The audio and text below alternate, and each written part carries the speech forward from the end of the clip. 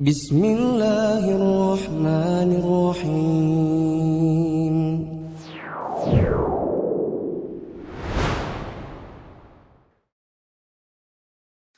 Assalamualaikum warahmatullahi wabarakatuh. Waalaikumsalam warahmatullahi wabarakatuh. Alhamdulillah, wassalatu wassalamu ala rasulillah, wa ala alihi wa ashabihi wa man walah. Teman-teman yang dirahmati Allah, alhamdulillah kita bisa kembali melanjutkan pembahasan kitab Intisari Hilyah Thalibul Ilmi karya Syekh Bakar bin Abi Zaid bersama Ustadz Muflis Safitra Hafizahullah Ta'ala. Selanjutnya kepada Ustadz kami persilakan. Alhamdulillahirrabbilalamin. Wassalatu wassalamu ala asyrafil anbiya wal mursalin wa ala alihi wa ashabihi ajma'in. Langsung saja di poin ke-25 dari kitab Intisari Hilyah Thalibul Ilmi karya Syekh Bakar bin Abi Zaid, menjaga ilmu dengan tulisan. Poin 25.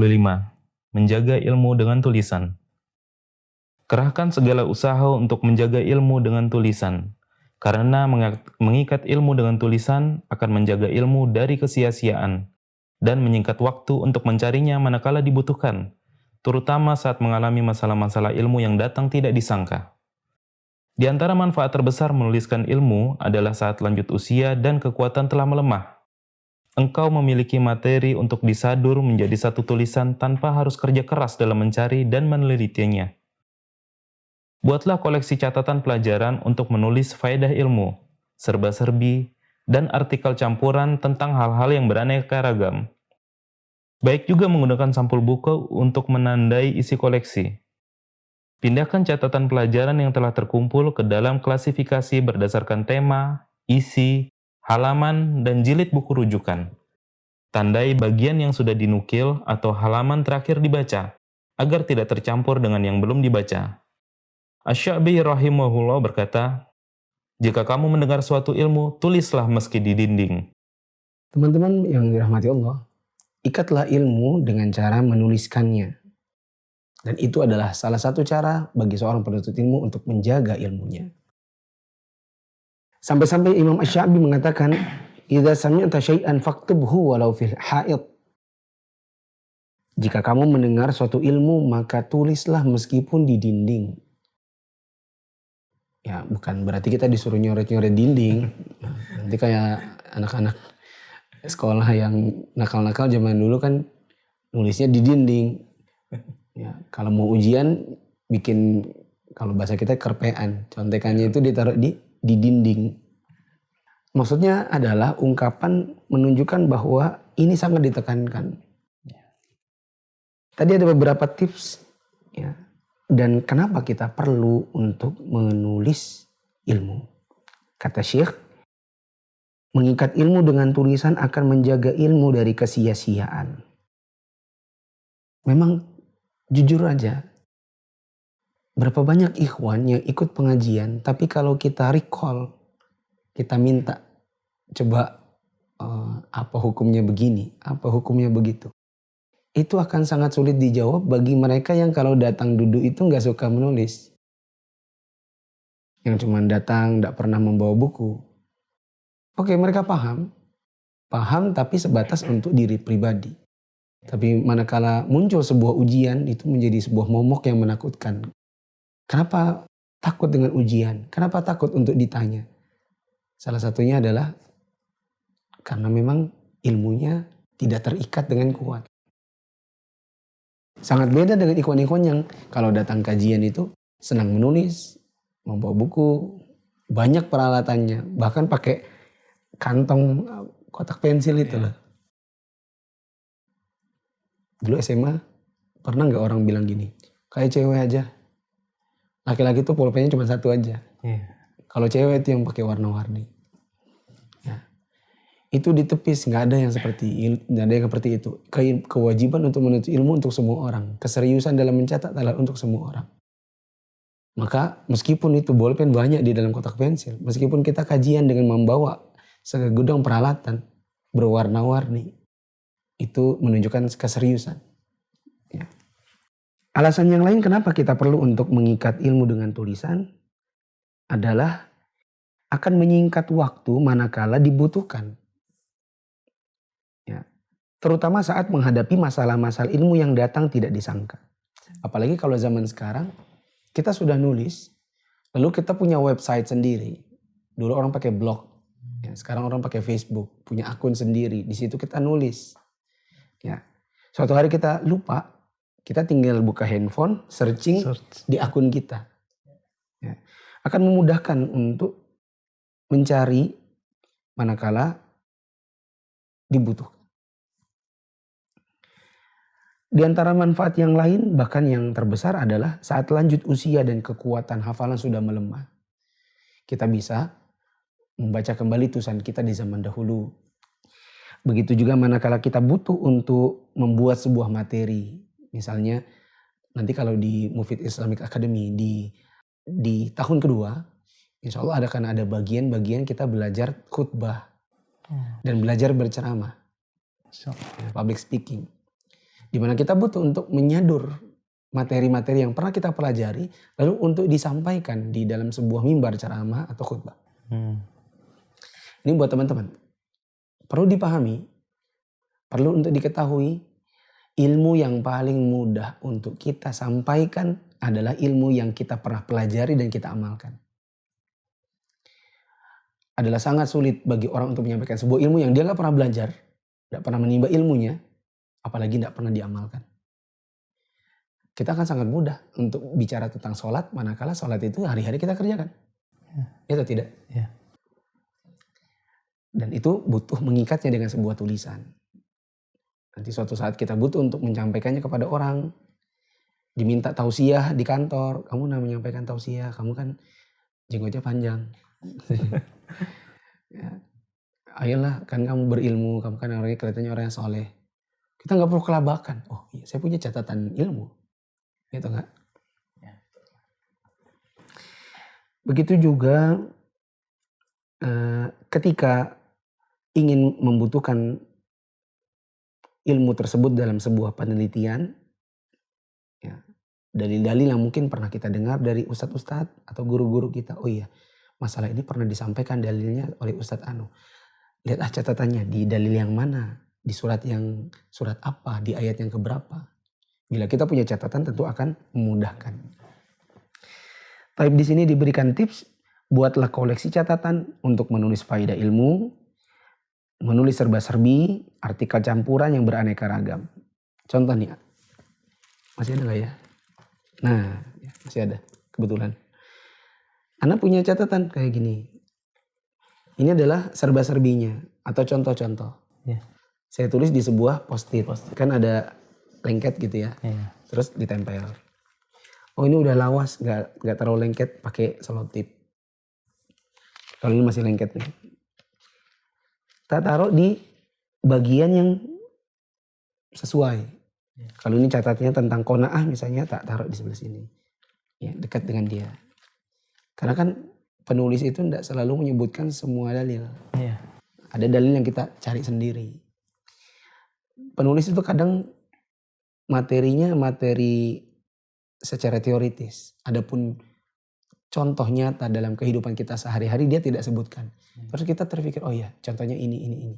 Kita tulis sendiri lalu kita tempel. Begitu. Harus punya catatan.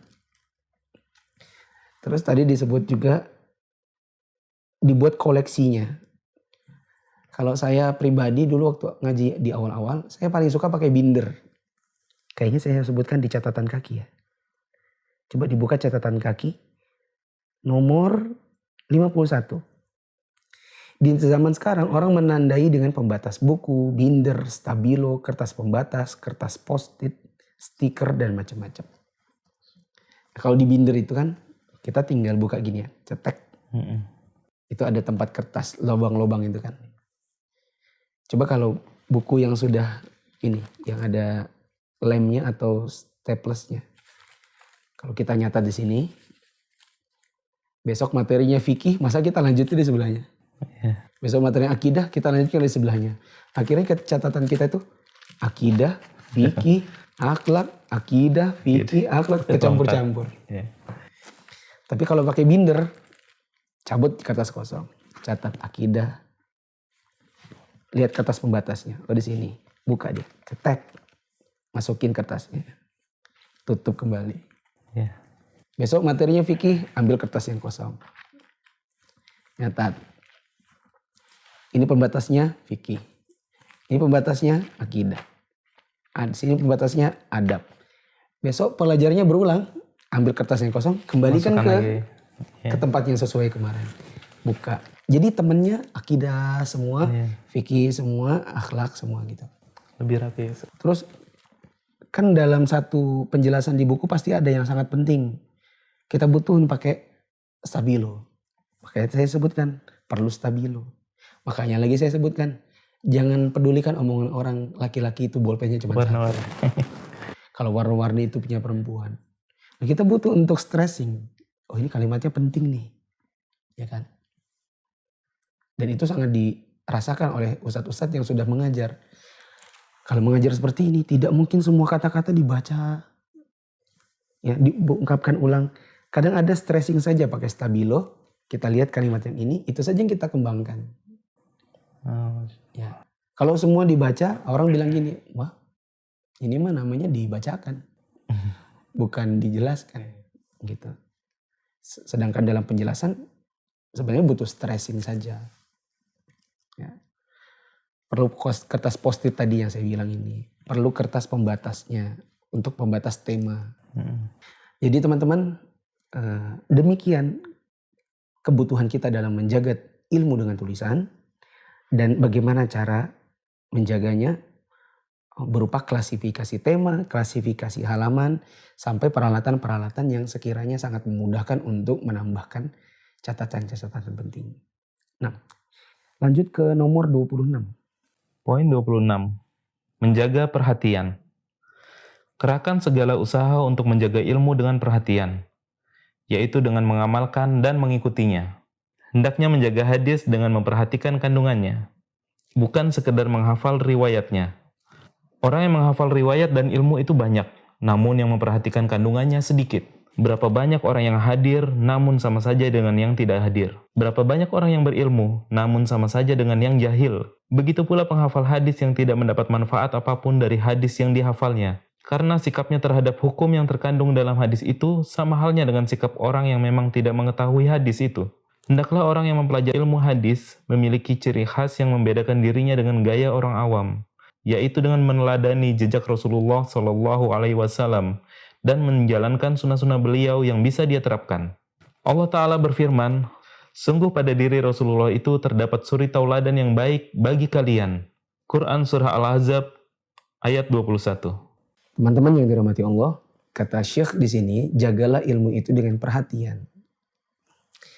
Perhatian itu dengan cara mengerahkan segala usaha untuk menjaga ilmu tersebut dalam bentuk hafalan dan amalan, bukan cuma sekadar hafalan.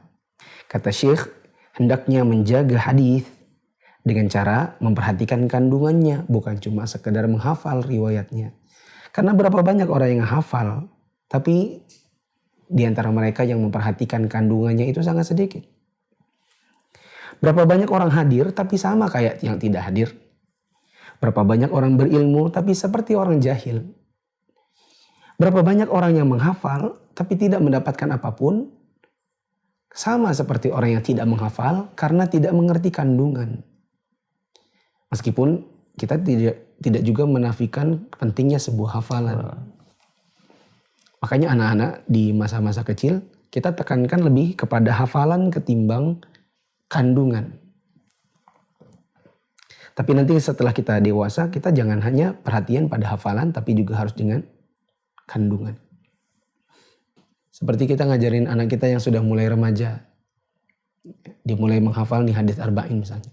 Innamal a'malu binniyat wa innamal likulli imri'in ma nawa. Dan seterusnya. Kita bilang, apa tuh kandungannya? Enggak tahu, kan disuruh hafal. Nah, kita bilang isi kandungannya diantaranya adalah mengikhlaskan niat. Karena kita kalau beramal itu akan diganjar sesuai dengan niatnya. Kita kembangkan. Ya. Dan itu termasuk bentuk menjaga dan perhatian terhadap ilmu yang kita hafalkan.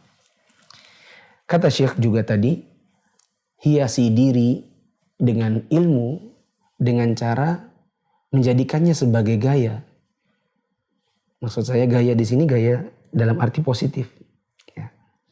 Akan terlihat dari penampilan, cara berucap, cara bersikap, cara menghadapi sebuah masalah.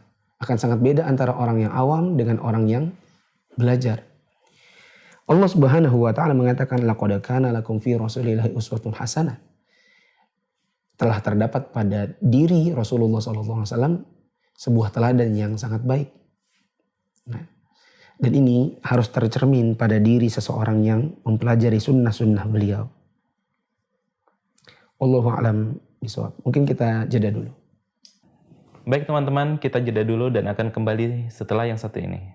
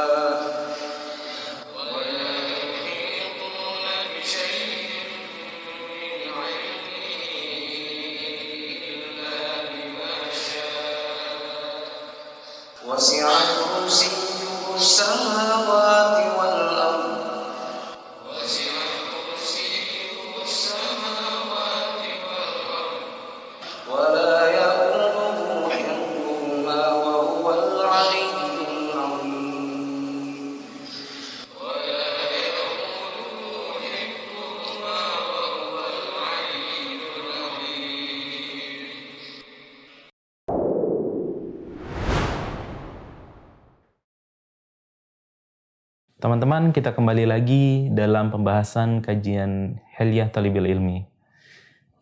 Ada pertanyaan nih, Ustaz. Zaman sekarang kan, apalagi dengan adanya teknologi ya, dalam menulis ilmu atau dalam kajian itu orang ada yang menulis langsung, ada yang mengetik, ada yang merekam. Bagus mana, Ustaz? Menurut Ustaz?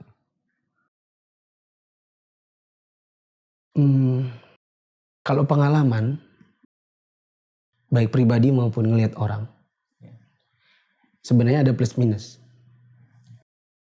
Kalau nulis tangan, kita akan sangat terlatih untuk menulis khususnya khot Arabnya. Kan kita nulis betul-betul, Al-Fanan Kidal ya. Atau kalau orang-orang gini, itu kan yang terlatih. Kelihatan orang yang tulisannya masih bulat-bulat gitu ya. Gini giginya dihitung tuh. Bis, sin itu 3 giginya lurus-lurus gitu kan. Mimnya bulat gini. Gitu kan. Dengan orang yang sudah terbiasa khat. Gitu kan. Orang masih ada yang Allah masih lurus-lurus baru ininya dibuat bulat gitu. Dengan orang yang sudah biasa. Kelebihan tulis tangan itu pada khat Arab khususnya. Karena kita akan sangat terlatih untuk menelaah mana kasroh, mana domah, mana fathah. Karena setiap nulis itu sambil menganalisis harokatnya. Dan untuk orang-orang yang sudah belajar nahwu itu akan sangat bermanfaat. Masya Allah. Kalau ketik mudah kan, ba ada pilihannya, sin. Kita nggak tahu cara merangkai ba dengan sin di tengah, dengan sin di akhir, atau sin di depan, gitu. Bagaimana mim di depan, bagaimana ha di tengah. Karena ha kan bisa begini saja, bisa begini, tergantung bisa gini. Sambungannya deh. Iya. Itu tidak akan terlatih bagi orang-orang yang terbiasa sekadar mengetik. Gitu. Dan para ulama dari zaman dulu memang menggunakan tangan. Ustadz-ustadz kita itu insya Allah rata-rata tangan dulu. Itu tidak akan bisa dinafikan. Ketik mengetik itu bila ada tugas atau tugas akhir. Baru ketik mengetik. Tapi di kelas orang semua menulis dengan tangan. Dengan tangan.